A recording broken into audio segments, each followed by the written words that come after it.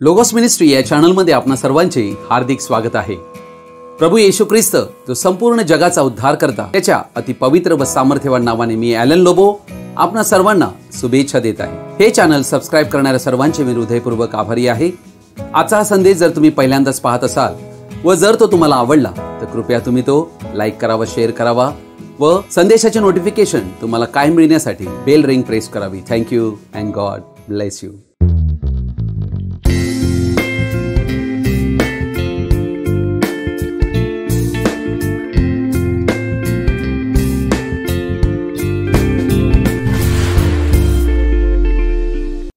आज आपण एका महत्त्वाच्या विषयाकडे आपलं लक्ष लावणार आहोत, अर्थात हा विषय ख्रिस्त जन्माविषयीचा आहे आणि त्या विषयाला मी शीर्षक देऊ इच्छित आहे, हे लहान बेथलेहेमा, वाय लिटिल बेथलेहेम।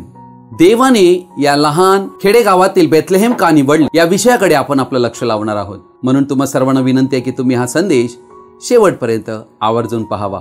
थँक्यू।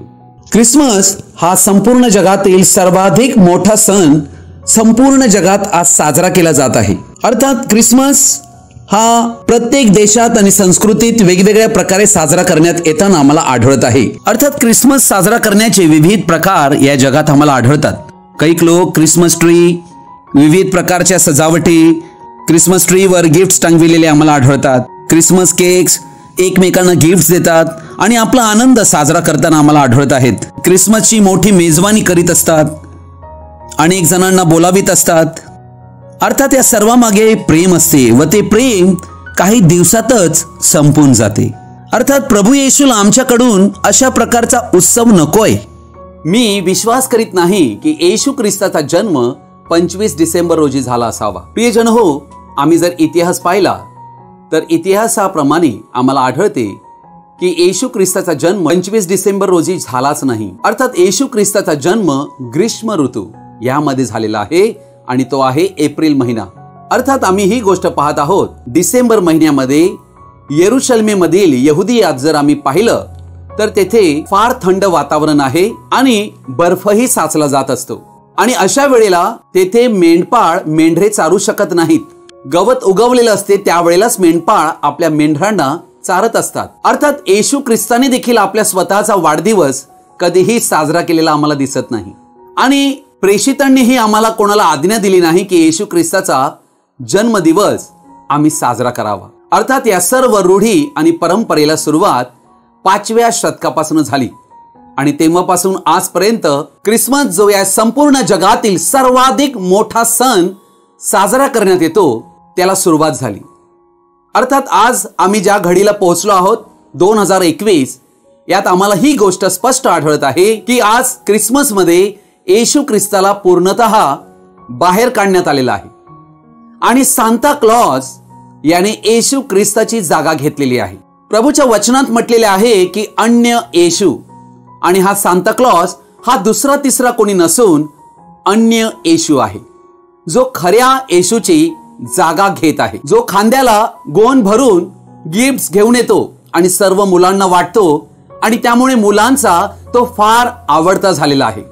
अर्थात वाढदिवस आहे येशू ख्रिस्ताचा, परंतु त्यालाच आम्ही आमच्या जीवनामध्ये बोलावत नाही। ख्रिसमस या सणाचं व्यापारीकरण झालेलं आम्हाला आढळत आहे। अर्थात ख्रिसमस मध्ये वास्तविक जी आत्मीयता हवी होती ती राहिलेलीच नाही। अर्थात सैतानाने ह्या दिवसाची एक पवित्रता जी होती ती हिरावून घेतलेली आहे असे आम्हाला स्पष्टपणे आढळत आहे।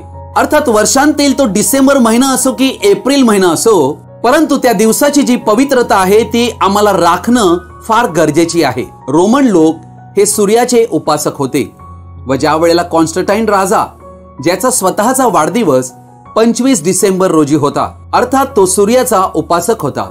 सूर्याचे दक्षिणायन हे त्यावेळेला घडत असते जेव्हा डिसेंबर 22 तारखेपासून डिसेंबर 25 तारखेपर्यंत, व यालाच म्हणतात सूर्याचा एक पुन्हा जन्म होणे। अर्थात या सर्व गोष्टी निम्रोद, सेमेरेमिस आणि त्यांचा पुत्र तम्मूज याच्याशी जोडलेला आहे आणि अर्थात SUN सन गॉड याची तुलना SON सन गॉड जो देवपुत्र येशू ख्रिस्त याच्याशी जोडण्यात आले।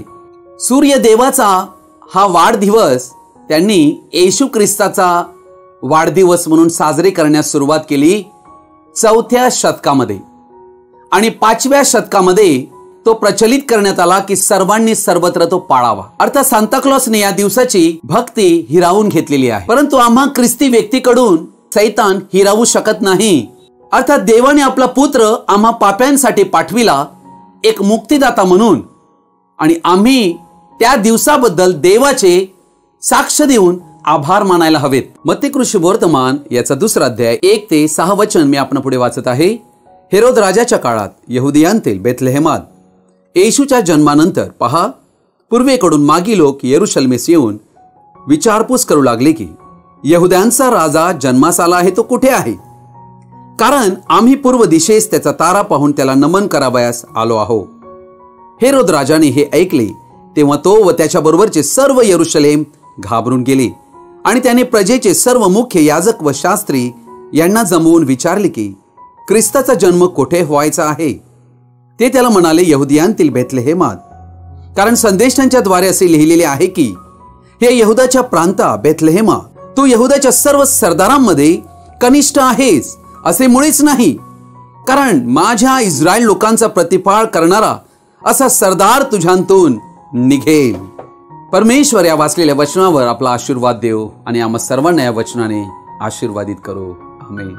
अर्थात आजचा विषय जो आहे तो यहुदियातील बेथलेहेम या गावाविषयी आहे। हे गाव एक छोटेसे खेडेगाव आहे।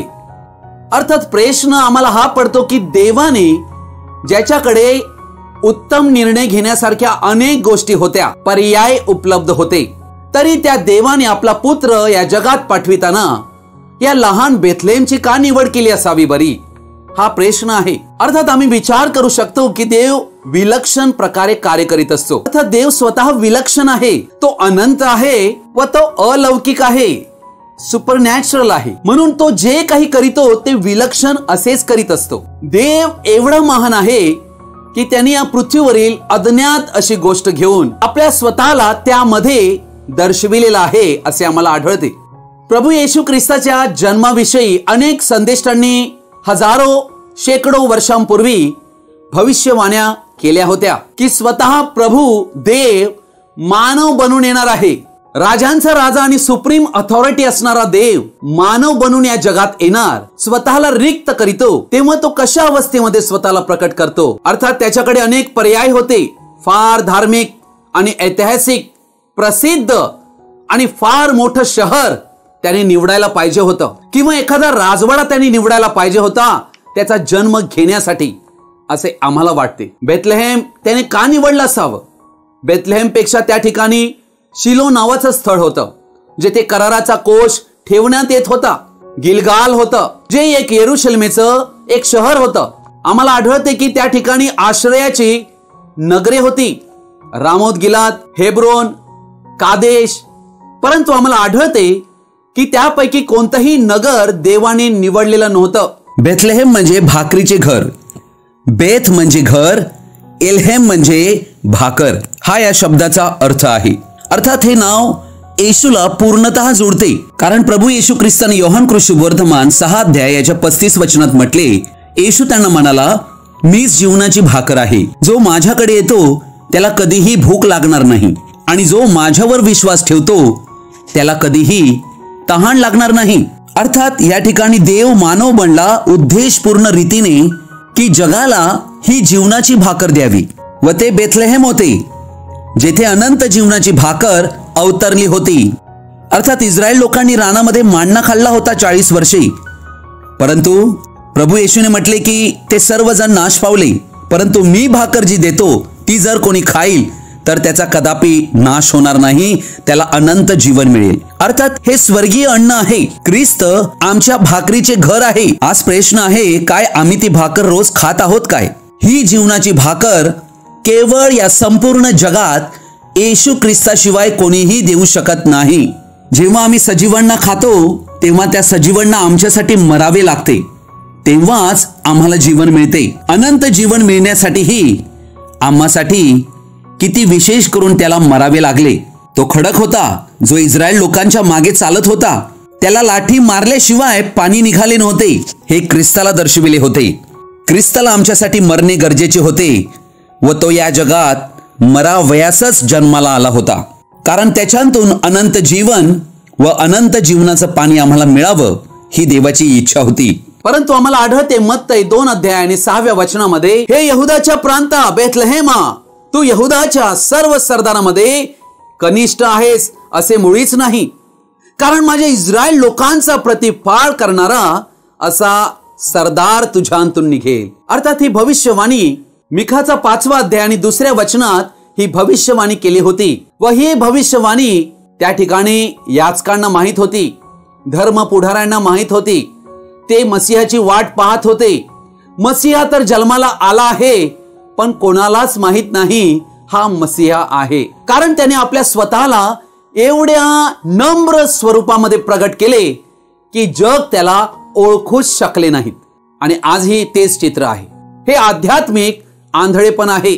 म्हणून 2 कोरिंथ 4 अध्याय 4 वचन म्हणते की या जगाच्या दैवताने त्या लोकांची मने आंधळी केली आहेत, यासाठी की ख्रिस्त येशू जो देवाची प्रतिमा त्याचा प्रकाश त्यांच्यावर प्रकाशू नये. अर्थात देवाकडे अनेक पर्याय होते, परंतु देवाने गरीब कुटुंबामध्ये जन्म घेतला. योसेफ व मरिया हे गरीब होते. कोरिंथीकरास 2 पत्र 8वा अध्याय 9 वचन म्हणते, आपल्या प्रभू येशू ख्रिस्ताची कृपा तुम्हाला माहित आहे, तो धनवान असता तुम्हाकरिता दरिद्री झाला, अशा हेतूने की त्याच्या दारिद्र्याने तुम्ही धनवान व्हावे. अर्थात येशू ख्रिस्ताने आमचं दारिद्र्य स्वतःवर घेतलं, आम्ही धनवान व्हावे म्हणून. आज आम्हाला या गोष्टीची जाणीव व्हावी की आज आम्ही जी श्रीमंती अनुभवत आहोत या सर्वाला कारणीभूत प्रभू येशू ख्रिस्त आहे, कारण त्याने माझे दारिद्र्य स्वतःवर घेतले की मी धनवान व्हावे म्हणून. ही त्याची फार मोठी मेहरबानी आमच्यावर आहे. आम्हाला आढळते की ज्या वेळेला मरियेने प्रभू येशूला जन्म दिला त्यावेळेला त्या ठिकाणी कोणता असं कपडा नव्हता. बाळन त्यात गुंडाळले म्हणजे बैलाच्या खांद्यावर ओझे वाहण्यासाठी त्याच्या गळ्याला एक कापड बांधण्यात येत असे, त्याला बाळंते असे म्हणण्यात येते. आणि त्यामध्ये येशूला गुंडाळलेला आहे. विश्वाचा निर्माण करता देव, शांतीचा अधिपती आमच्यासाठी अशा प्रकारे जन्माला आला, एवढा नम्र आणि एवढा लीन झाला. आम्ही कोण, आमची काय लायकी, काय आम्हीही स्वतः नम्र बनून त्याचे सेवक व्हावे की नाही? आम्ही आमची प्रतिष्ठा, मोठेपणा व या जगांतील गोष्टी वगळून या ख्रिसमसला नम्र व्हावे की नाही? येशूच्या अशा प्रकारच्या नम्र जन्मामुळे त्याला आम्ही कृतज्ञता दर्शवावी की नाही? आम्ही स्वतःला नम्र करून त्याची वचने आम्ही स्वीकारावीत की नाही? मागील लोक, जे परराष्ट्रीय लोक ज्यांना यहोवा देवाची ओळख नव्हती, त्यांना देवाने कळविले की यहुद्यांचा राजा बेथलेहेम मध्ये जन्माला आलेला आहे. अर्थात देवाने यरुशलेमेतील मोठे धर्माधिकारी त्यांना याविषयी कळविले नव्हते, कारण ते आपल्या रूढी परंपरेने आंधळे झाले होते, सत्यापासून दुरावले होते. देवाचा मार्ग त्यांनी दूर केला होता व मानवी मत प्रणाली अवलंबिली होती. अर्थात आम्ही पाहत आहोत की मागी लोक पूर्वेकडून आले होते. हे लोक खगोलशास्त्रज्ञ होते. देवाने आपलं जे बायबल आहे ते अवकाशात लिहिलेलं आहे. आणि तारे ज्या वेळेला त्यांनी पाहिले की एक पुंजका जमा झालेला आहे, तेव्हा त्यांना कळलं की कोणीतरी एक महान व्यक्ती या पृथ्वीवर अवतरलेला आहे. हा तारा दर्शवित आहे की बेथलेहेम मध्ये कोणीतरी एक व्यक्ती यहुद्यांचा राजा म्हणून जन्मलेला आहे आणि त्याला पाहण्यासाठी ते पूर्वेकडून निघाले. अर्थात ते त्या यहुदाच्या राजाला नमन करायला आले, कारण त्यांना कळले की त्याचीच केवळ भक्ती करावी, तोच केवळ एकमेव देव आहे.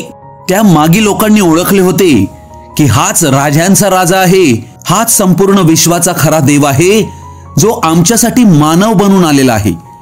या गोष्टींचं प्रकटीकरण त्या मागी लोकांना प्राप्त झाले, कारण प्रभूचं वचन म्हणते, तारण दुसऱ्या कोणाकडून नाही, कारण जेणेकरून आपले तारण होईल असे दुसरे कोणतेही नाव आकाशाखाली मनुष्यामध्ये दिलेले नाही. म्हणूनच ते त्या ठिकाणी येशूला नमन करायला आले.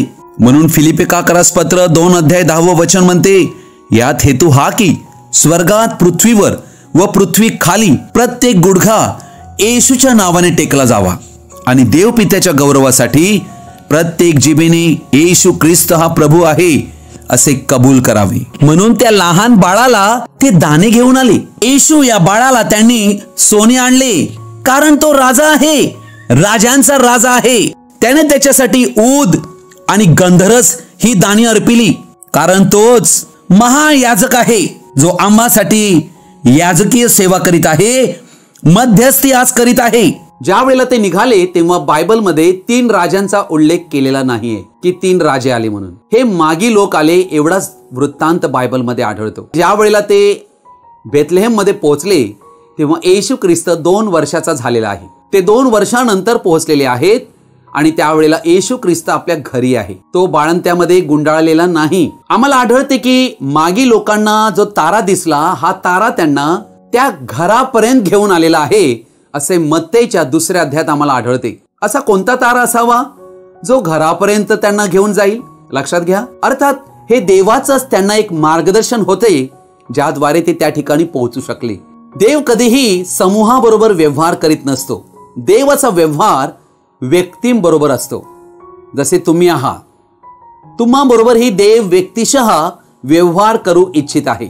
अर्थात बायबलमध्ये असं कुठेही लिहिलेलं नाही की येशू ख्रिस्ताचा जन्म गायीच्या गोठ्यात झाला. बायबलमध्ये असं लिहिलेलं आहे की त्याला गव्हाणीमध्ये गुंडाळण्यात आले, जेथे बैल आणि जेथे मेंढरे ठेवत असत अशा प्रकारची एक जागा होती. आणि त्या ठिकाणी जगाचा जो राजा, राजांचा राजा, शांतीचा राजकुमार येशू ख्रिस्त हा त्या गव्हाणीमध्ये जन्माला आलेला आहे. अर्थात तो जगाचा तारणारा होता. उत्पत्ती 3:15 प्रमाणे तो स्त्रीचे बीज होता. यहोवा देव मानव बनून आला होता, मानवी रूपात प्रकट झाला होता एक बाळ म्हणून. अर्थात देव जो अतिशय महान परमेश्वर, देव जो सुप्रीम अथॉरिटी असणारा देव, त्याने आपल्या स्वतःला एवढे रिक्त केले, खाली केले की आपल्या स्वतःला लीन आणि नम्र करून तो मानव रूपात आला. त्या देवाने मानव रूप धारण करून महलात जन्माला यावे हा पर्याय निवडला नाही, परंतु छोटंसं बेथलेहेम गाव त्याने निवडलं. जर त्या देवाने आपल्या स्वतःला एवढे नम्र केले तर आम्ही कोण आहोत? प्रियजन हो, आम्ही त्या देवापुढे कसे असायला हवे? फिलिप्पीकरास पत्र 2रा अध्याय आणि याचं 5 वचनापासून मी वाचत आहे. अशी जी चित्तवृत्ती ख्रिस्त येशूच्या ठाई होती ती तुमच्या ठाईही असो. तो देवाच्या स्वरूपाचा असूनही देवाच्या बरोबरीचे असणे हा लाभ आहे असे त्याने मानले नाही, तर त्याने स्वतःला रिक्त केले, म्हणजे मनुष्याच्या प्रतिरूपाचे होऊन दासाचे स्वरूप धारण केले. अर्थात आम्हाला काय आढळते या वचनात? प्रभू येशू ख्रिस्त जो देवाच्या स्वरूपाचा असूनही देवाच्या बरोबरीचे असणे हा लाभ आहे असे त्याने मानले नाही, परंतु स्वतःला रिक्त केले, पूर्ण खाली केले. आपले वैभव, आपले गौरव, आपले सौंदर्य सर्व सोडून तो या जगात मनुष्याच्या प्रतिरूपाचे होऊन दासाचे स्वरूप धारण केले. म्हणून आमची सेवा कराव्यास तो आला, सेवा करवून घेण्यास तो आला नव्हता. अर्थात आम्हाला या चित्तवृत्तीतच राहणे फार गरजेचे आहे. देव किती नम्र झाला हे त्याचे चित्र आहे आणि आम्ही स्वतःला कोणीतरी मोठे आहोत हे दाखवू इच्छितो. त्या देवापेक्षा या संपूर्ण विश्वात कोणी मोठा आहे का? महान अभिवचने पूर्ण करण्यासाठी त्याने आपल्या स्वतःला फारच लीन केले. लूका शुभवर्तमान 2रा अध्याय 8 पासून 20 वचन मी वाचत आहे. त्याच परिसरात मेंढपाळ रानात राहून रात्रीच्या वेळी आपले कळप राखीत होते. तेव्हा प्रभूचा दूत त्यांच्या जवळ उभा राहिला. प्रभूचे तेज त्यांच्या सभोवती प्रकाशले आणि त्यांना मोठी भीती वाटली. तेव्हा देवदूत त्यांना म्हणाला, भिवू नका, कारण पहा जो मोठा आनंद सर्व लोकांस होणार आहे त्याची सुवार्ता मी तुम्हाला सांगतो. ती ही की तुमच्यासाठी आज दाविदाच्या गावात तारणारा जन्मला आहे, तो ख्रिस्त प्रभू आहे.